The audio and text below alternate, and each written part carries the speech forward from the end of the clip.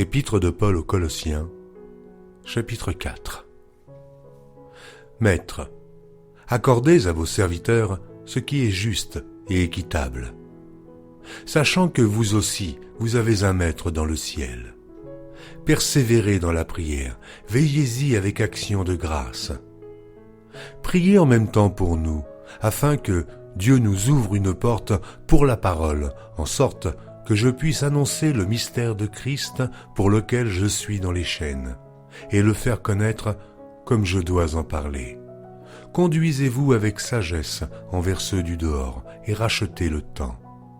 Que votre parole soit toujours accompagnée de grâce, assaisonnée de sel, afin que vous sachiez comment il faut répondre à chacun. Tychik, le bien-aimé frère et le fidèle ministre, mon compagnon de service dans le Seigneur, vous communiquera tout ce qui me concerne. Je l'envoie exprès vers vous pour que vous connaissiez notre situation et pour qu'il console vos cœurs. Je l'envoie avec Onésime, le fidèle et bien-aimé frère qui est des vôtres. Ils vous informeront de tout ce qui se passe ici. Aristarque, mon compagnon de captivité, vous salue, ainsi que Marc, le cousin de Barnabas, au sujet duquel vous avez reçu des ordres. S'il va chez vous, accueillez-le. Jésus, appelé Justus, vous salue aussi.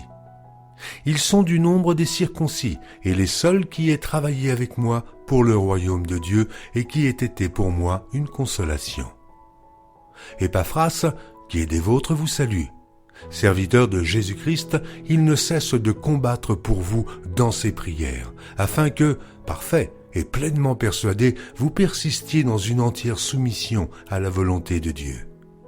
Car je lui rends le témoignage qu'il a une grande sollicitude pour vous, pour ceux de Laodicée et pour ceux d'Hiérapolis. Luc, le médecin bien-aimé, vous salue, ainsi que Démas. Saluez les frères qui sont à Laodicée, et Nymphas et l'Église qui est dans sa maison. Lorsque cette lettre aura été lue chez vous, faites en sorte qu'elle soit aussi lue dans l'Église des Laodiciens, et que vous lisiez à votre tour celle qui vous arrivera de Laodicée. Et dites à Archippe, prends garde au ministère que tu as reçu dans le Seigneur, afin de le bien remplir. Je vous salue, moi, Paul, de ma propre main. Souvenez-vous de mes liens, et que la grâce soit avec vous.